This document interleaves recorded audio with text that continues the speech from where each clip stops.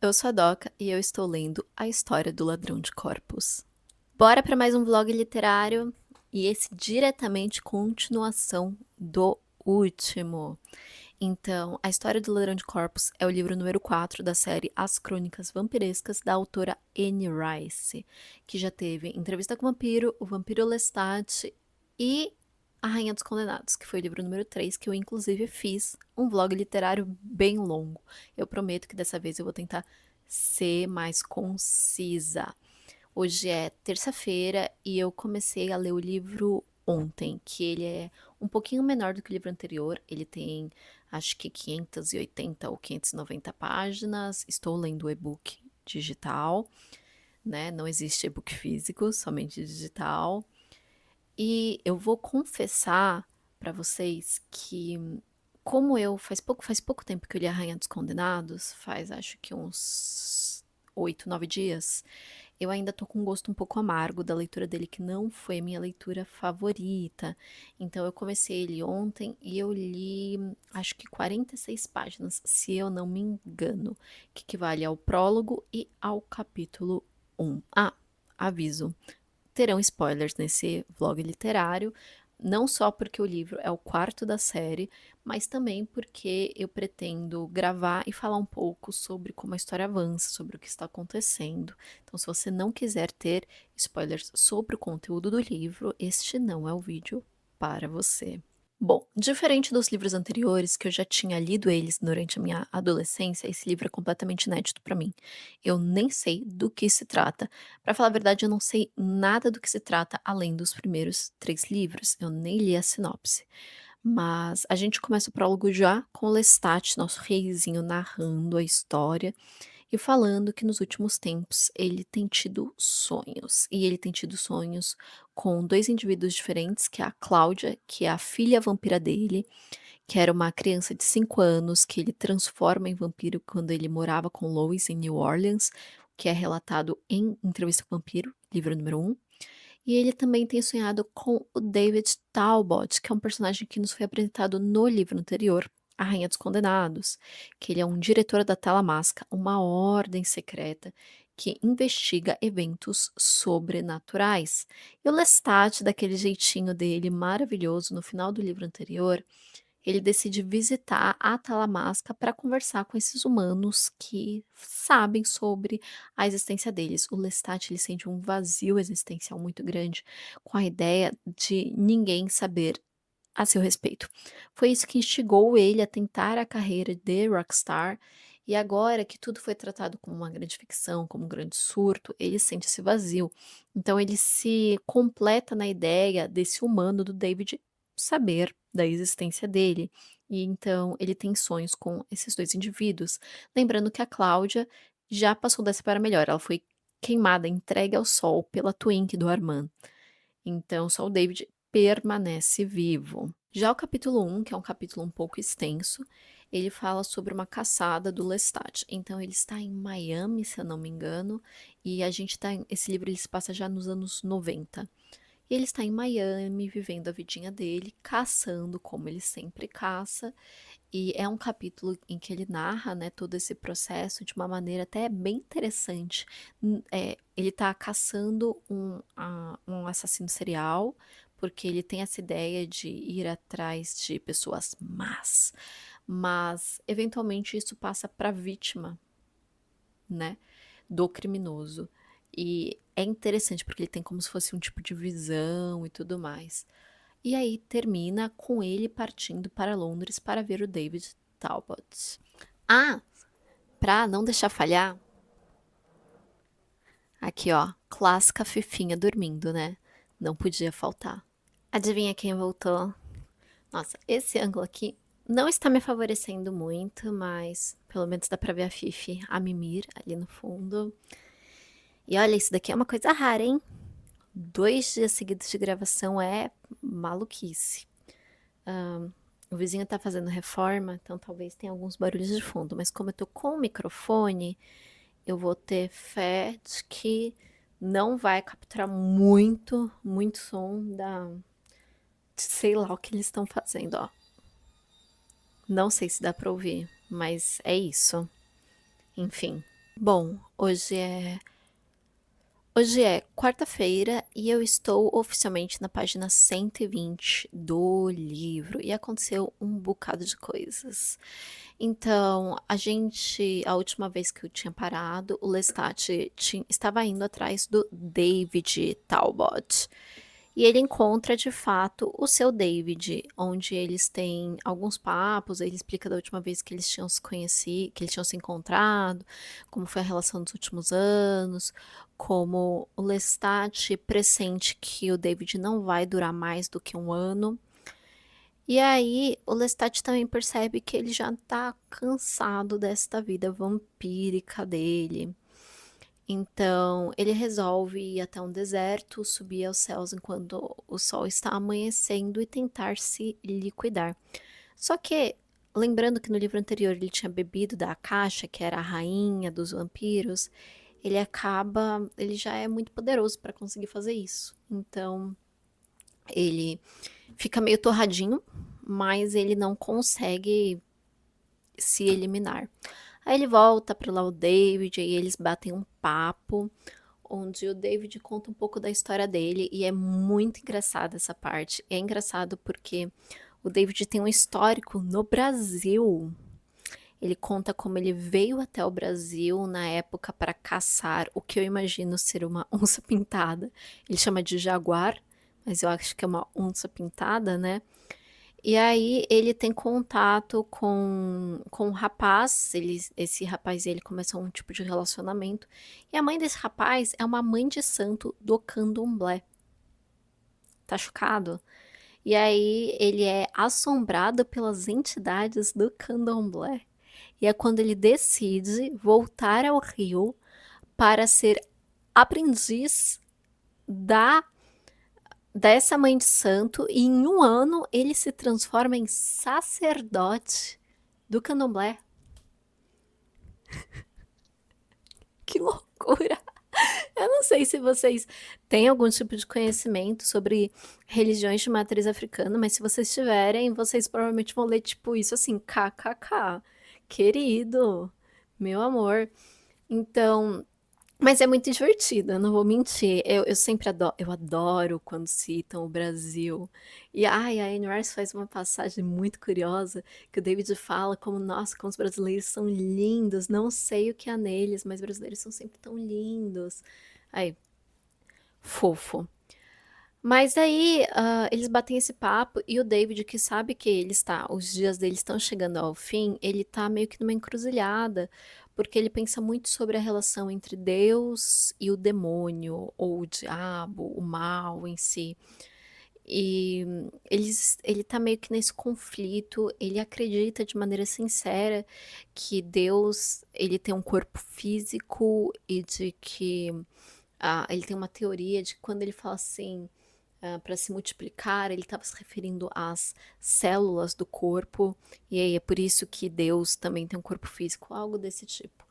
E aí tem uma outra trama que está acontecendo no meio tempo que eu não tinha citado anteriormente, que o Lestat, no meio dessas crises existenciais dele, ele encontra um rapaz humano que aparentemente ele já viu em outros locais, e esse rapaz, a última vez que o encontra, entrega para ele um papéis com um conto de Lovecraft. E essa parte me deixou meio doida, porque ano passado eu li um livro chamado The Complete Cthulhu Mythos, que são basicamente todos os contos de Lovecraft que estão nesse universo do Cthulhu, né? De horror cósmico, e um desses era ele. E o conto em si, se eu não me engano, fala sobre uma entidade que ela consegue entrar no corpo das pessoas. Então, quando ela entra no seu corpo, ela meio que rouba a sua identidade. Ela usa seu corpo para fingir ser você, né? E é um conto bem legal. Até eu gostei desse conto. Ele foi bem interessante. E aí, eu não pude deixar de lembrar que o nome do livro é o quê? A História do Ladrão de Corpos.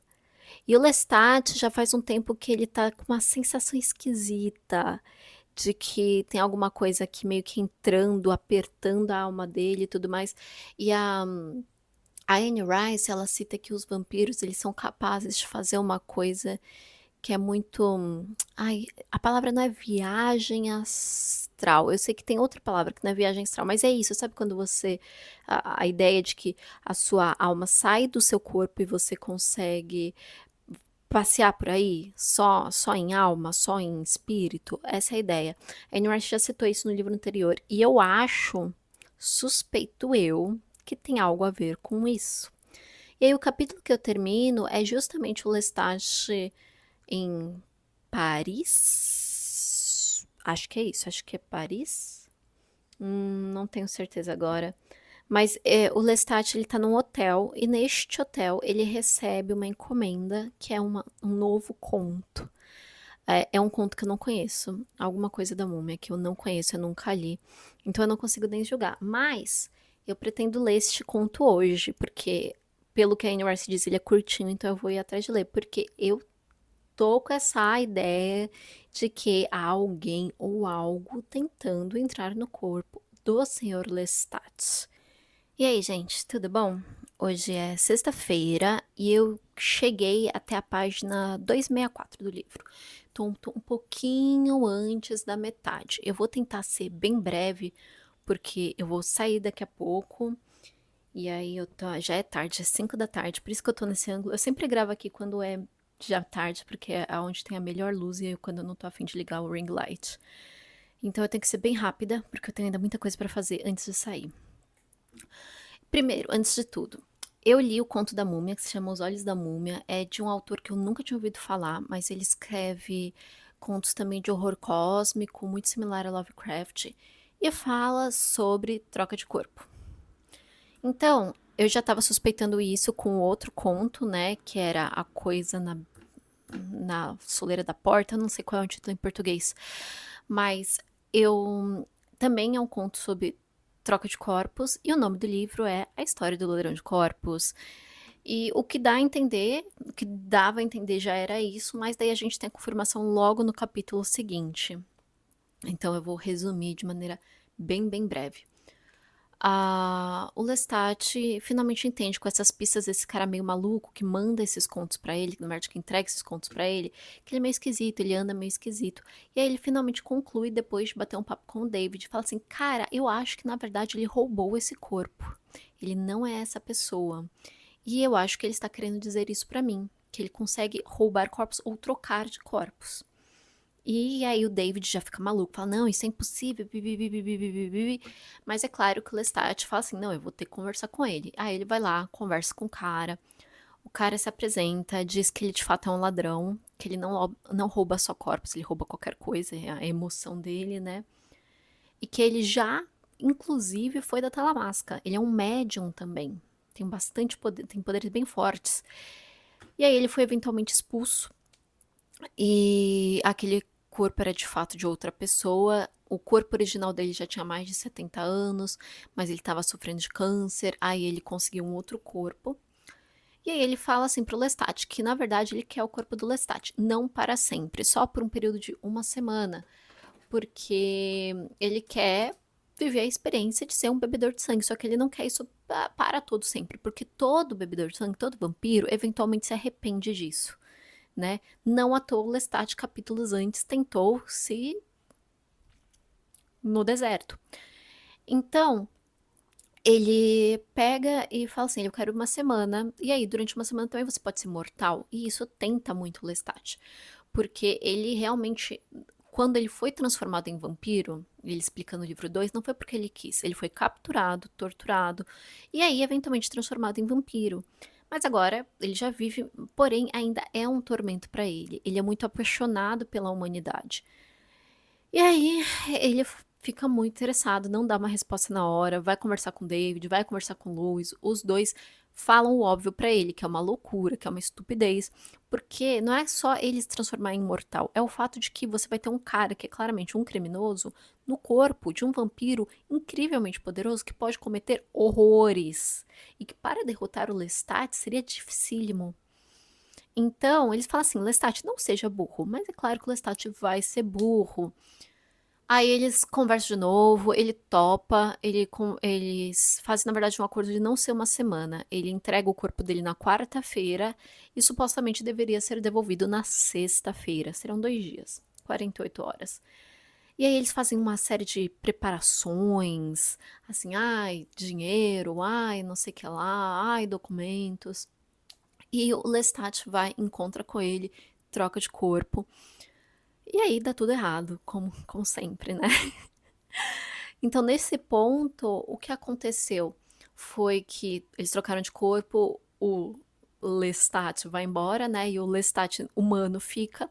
Ele de fato tá com o corpo humano. E aí ele percebe que o cara armou uma pra ele. Não deixou documentos, não deixou dinheiro, não deixou carro, não deixou nem quase roupas, não deixou praticamente nada. O Pop tá falido. Então ele tá sem tudo isso, com fome e com vontade de ir ao banheiro, e aí começa a experiência do Lestat. Então, os últimos capítulos, os últimos 2 capítulos, acho, são justamente o Lestat passando por todas as experiências, que ele não lembra mais como é. Porque faz muitos séculos, né, que ele já não é humano. Então ele já não lembra, por exemplo, como é usar um banheiro, ele não lembra como é se alimentar, ele não lembra como é beber álcool, ele não lembra como são várias reações humanas, inclusive ele vai dormir com uma mulher que ele conhece, porque claro que corpo, com corpo ou não, ele ainda continua sendo Lestat, charmoso, né? E aí ele dorme com a mulher e ele fica, oh, uau, funciona. E acontece tudo isso. E aí então, ele, quando termina, esse último capítulo que eu terminei, ele passou por todas essas experiências. E aí ele liga para um dos agentes dele, porque ele tem vários agentes com dinheiros em Paris, e fala: "Ah, eu preciso de uma quantia de dinheiro".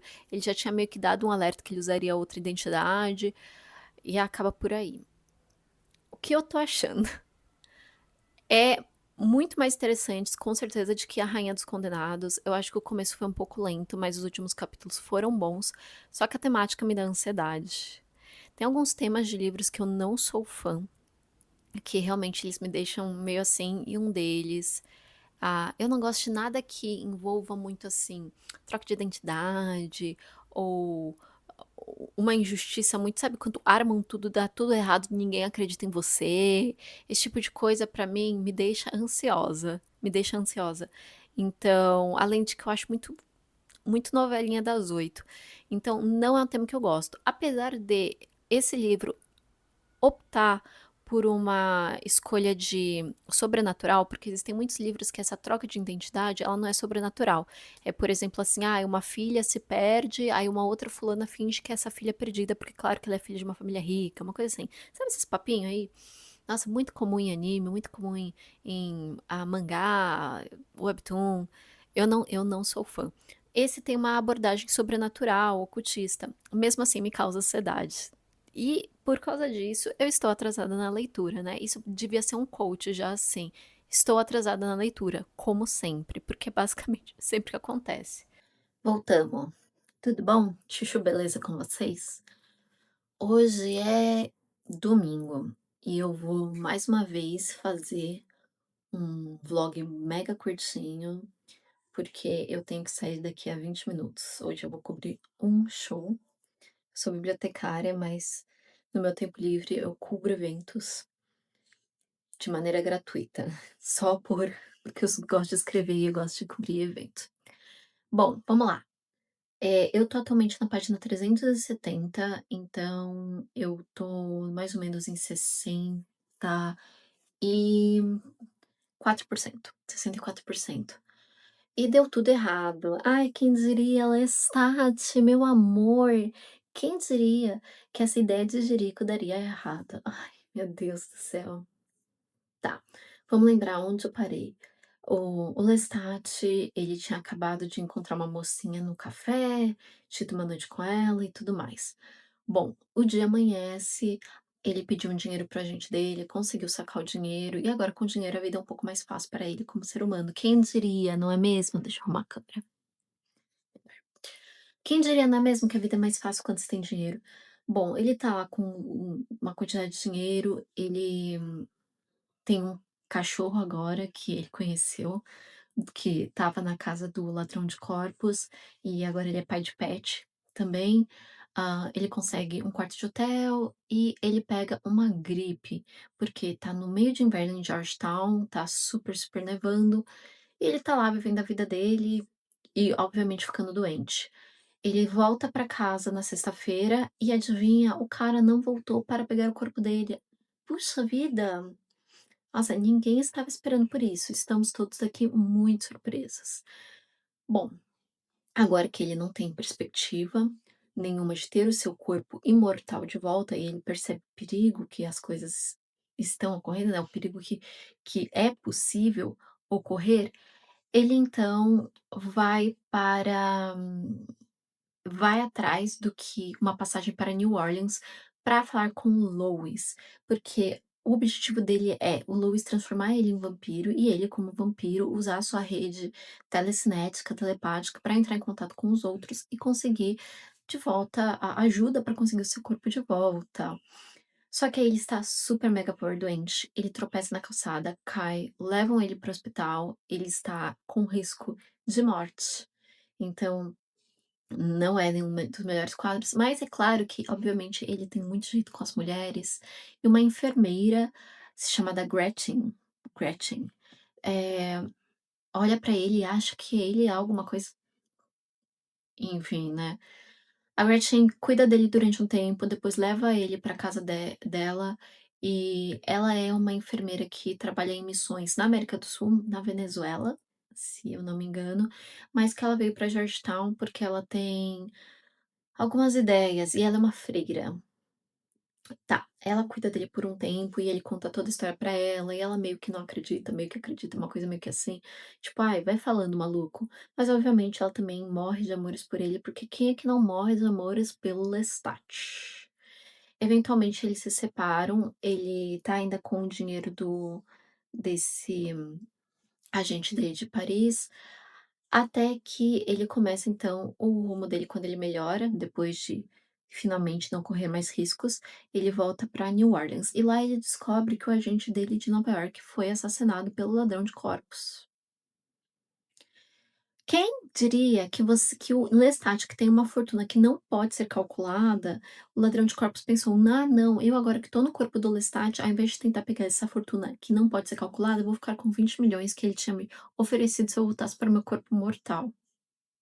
Ai, me poupe, né, Lestat, vamos pensar um pouquinho?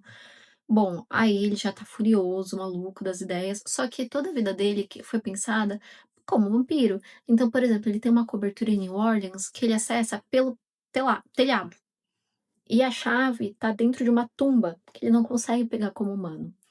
Mas ele vai lá, encontra com Lois quase manda ele pra de base, mas aí ele vai lá, conta a história toda pra Lois, e fala assim: "Lois, me transforma imediatamente". O Lois fala: "Não, eu te transformar? Não". Porque o Lois, assim como o Lestat, ele gosta muito da humanidade, ele vê todo o fato de ser um vampiro como um grande fardo, a ideia de ter que beber todas as noites de seres humanos. Então, para o Lois, o Lestat conseguiu o que todos eles sonham, que é de fato ser humano. E todos esses essas minúsculas dificuldades que ele tem enfrentado, a doença, a falta de dinheiro, todas são coisas muito pequenas diante da maravilha que é ser um ser humano. E no final das contas, o Lestat ainda tem o contato do agente dele de Paris, então ele também tem dinheiro, então ele tem tudo praticamente. Porque é tudo isso que ele precisa para resolver todos os problemas dele. Ele tem um corpo jovem, um corpo belo, um corpo parcialmente saudável, né, e tem dinheiro. O que mais ele poderia querer? Ele é mortal de novo. E o Lestat fica puto. Obviamente, ele fala: "Lois, você está maluco? Você está maluco?". E o Lois fala o óbvio, que muito provavelmente os mais antigos já sabem de tudo que está acontecendo e que já sabem, talvez até mesmo já tenham destruído esse novo Lestat. Bom, aí o Lois desaparece, Lestat fica bravo, põe fogo na casa do Lois, enquanto ele vai embora, ele encara quem? Marius, que obviamente encontrou ele, está ali olhando pra ele bravo. Não sabemos o que Marius está pensando, mas é claramente tipo: "Lestat, caraca, de novo aprontando, de novo fazendo essas merda?". E obviamente não ajuda ele também. O Lestat furioso termina de pôr o fogo na casa, e aí termina o capítulo onde a gente tá. Terminei o livro.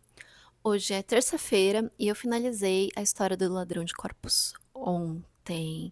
Então, vamos recapitular de onde a gente tinha parado. O Lestat tinha acabado de colocar fogo na casa do Lois, depois de ter sido negado a imortalidade para ele, porque o Lois não queria transformá-lo. Enfim, o Lestat vai até a cobertura dele, tá lá pensando em como entrar, quando ele descobre que já tem alguém lá dentro. E essa pessoa é David Talbot. Então, o Lestat tá lá, finalmente conversa com o David, porque até esse ponto ele não tinha ainda falado com o diretor da Talamasca, pelo simples fato de que ele estava envergonhado de ter sido passado para trás. Mas aí, eles conversam, ele explica toda a história e eles começam a traçar um plano de como recobrar o corpo imortal de Lestat. E então, eles monitoram os crimes do ladrão de corpos que se chama James. E aí eles descobrem que ele está dentro de um cruzeiro. Então, ele está num cruzeiro e toda parada do cruzeiro ele comete certos crimes. O David ensina o Lestat a fechar sua mente e a também como ele pode lutar para tentar recobrar o seu corpo. A ideia aqui é que, de certa forma, a sua mente, quando ela sai do seu corpo nessa projeção astral, ela deixa uma parte dentro. Então, para o Lestat voltar para o corpo dele mesmo, o do vampiro louro, ele vai meio que aceitar muito mais fácil a mente do Lestat. Então, se de alguma forma ele conseguisse impulsionar para lá, a chance dele ficar é muito maior do que, por exemplo, a chance do ladrão de corpos ficar, da mente do ladrão de corpos ficar. Essa é a ideia. E aí, eles fazem então esse plano, embarcam no navio, traçam a estratégia de fazer isso pouco antes do amanhecer, que é quando o ladrão de corpos vai estar mais nervoso porque ele acha que ele tem que correr para voltar para o caixão. Fazem de fato, funciona. Tudo isso ocorre em umas 2 páginas. E aí a gente tem praticamente o encerramento de fase. O Lestat acorda no dia seguinte e ele descobre que o James desapareceu e que o David foi meio que preso. E aí foi enviado para os Estados Unidos e pediu para o Lestat encontrar ele em Miami. Só que o Lestat, antes de ir para Miami, ele decide que vai procurar a Gretchen, que a enfermeira, a freira enfermeira que cuidou dele em Georgetown. E ele acha ela na Guiana Francesa. Isso porque quando ele estava com a Gretchen e contou toda a história dele, e ela dizia que acreditava, mas meio que não acreditava, ele perguntou para ela: se eu conseguir recuperar meu corpo, você gostaria que eu fosse até você e me apresentasse? E ela disse: sim, eu quero, porque eu quero saber. E é isso que ele faz. Ele vai até ela. E durante todo esse tempo, lembra que no começo eu disse que o Lestat estava tendo sonhos com a Cláudia e com o David? Ele ainda vê a Cláudia em todos os cantos, mas como mortal ele enxergava muito mais ela. E a Cláudia, ela é um pequeno demônio, né? E ela fica tentando ele, fazendo perguntas para ele, se ele não se arrependia do que ele tinha feito, se ele faria de novo, porque toda a questão é que a Cláudia é como se fosse uma culpa dele que ele não entende se ele realmente quer ser vampiro. Porque inicialmente, quando ele é transformado pelo Magnus, ele nega isso. Mas daí ele vira contra a vontade dele. E ele queria ser mortal de novo. Mas aí, como mortal, ele percebe que ele não quer. Que ele quer ser vampiro. E a Cláudia representa isso, a culpa dele em dizer que ele é uma criatura terrível e maléfica, mas ao mesmo tempo desejar isso. Enfim, aí ele chega, ele se apresenta para Gretchen, ela não acredita nele e enlouquece. Uma cena que eu acredito que vai voltar no futuro. Mas por enquanto é isso. O Lestat vai para Miami, encontra o David fora do hotel e o David fala que quer ser um vampiro. E aqui a gente entra numa contradição que é o seguinte: durante todo esse tempo em que o Lestat e o David foram amigos, o Lestat sempre falava: quando você quer ser transformado, você não quer esse The Dark Gift, né, o sangue negro, você não quer nada disso. E o David sempre negava, ele disse que ele queria morrer como humano.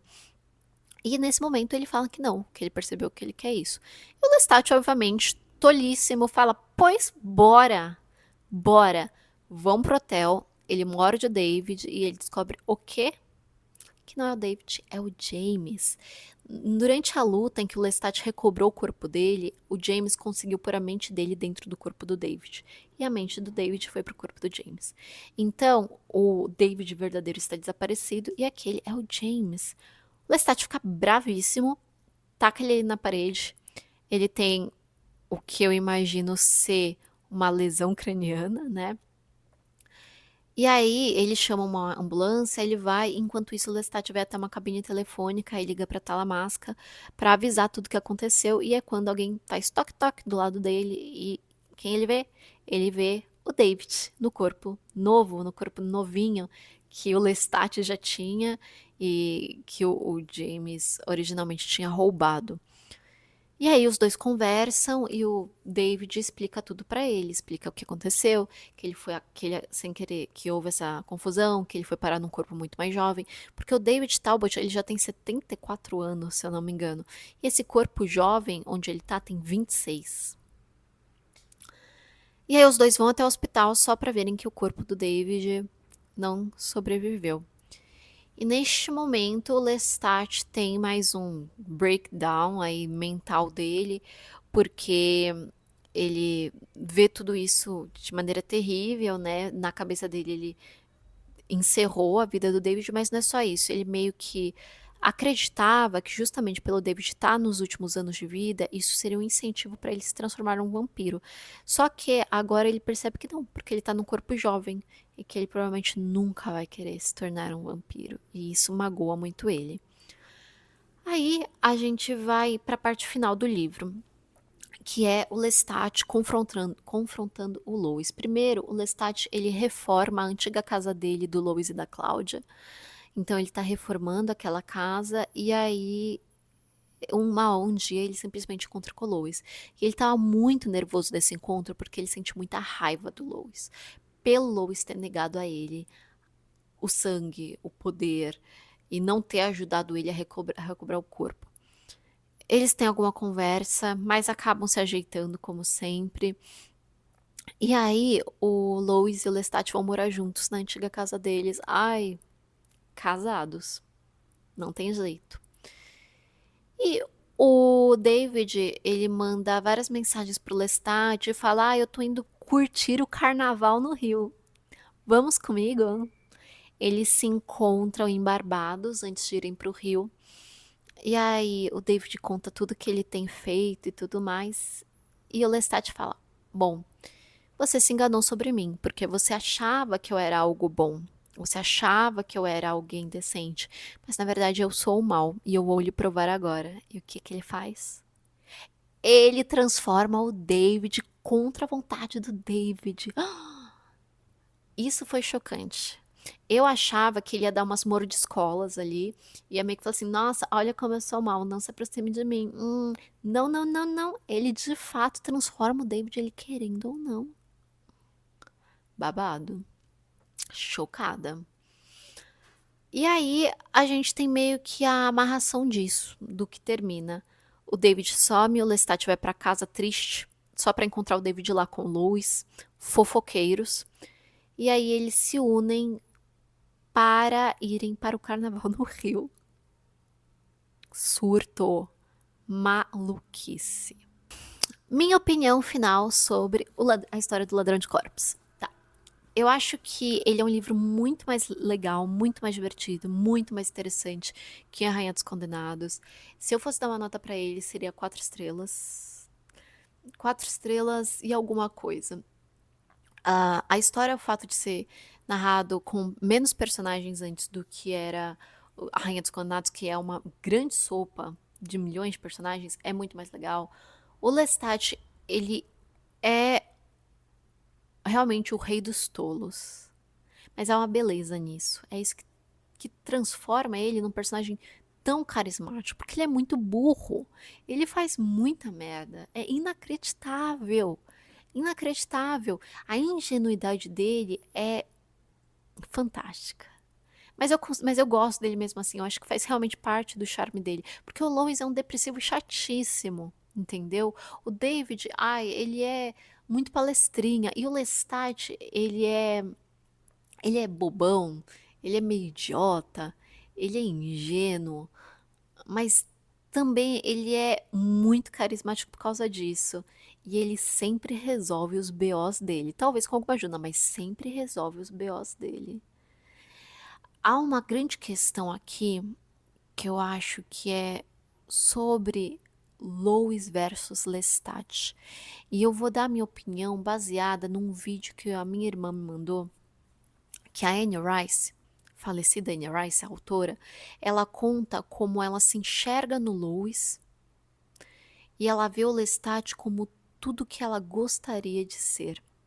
E é uma passagem disso em A História do Ladrão de Corpos, onde o Lois diz justamente sobre isso, né? Que ele odeia, ama o Lestat, porque ele é tudo que ele queria de ser. E o Lois, ele é alguém que é desestimulado pela morte de um parente, faz ele desacreditar no divino, e quando ele se transforma em um vampiro, ele busca as respostas no sobrenatural como os motivos por essa dor. Por que pessoas boas falecem quando tem tantas pessoas ruins? E quando ele descobre que não há isso, porque essa é a ideia de as crônicas vampirescas que batem muito nessa tecla, de que não existe Deus nem o diabo. Existe somente aquilo que se vê. E os vampiros, eles são como se fosse uma outra espécie de predador, mas ainda assim eles são isso, são carne. E o Lois, ele sofre muito com isso, e a gente vê esse sofrimento genuíno nele. Então, eu acho que é uma parte muito fascinante disso, porque toda a questão de fé da Anne Rice impacta muito em como ela constrói essa história. Na, no final, na biografia que eles colocam no final do livro, dizem que ela escreveu Entrevista com o Vampiro logo depois de ter perdido a filha dela. E ela, nessa época, deixou de acreditar em Deus, ela se tornou ateia.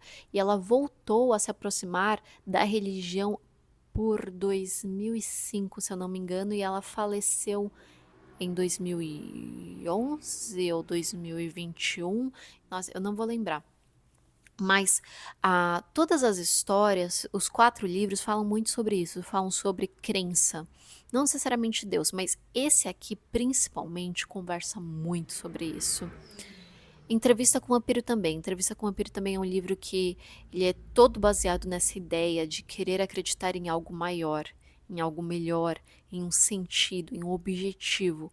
Mas eu acho que a história do Ladrão de Corpos também é sobre isso.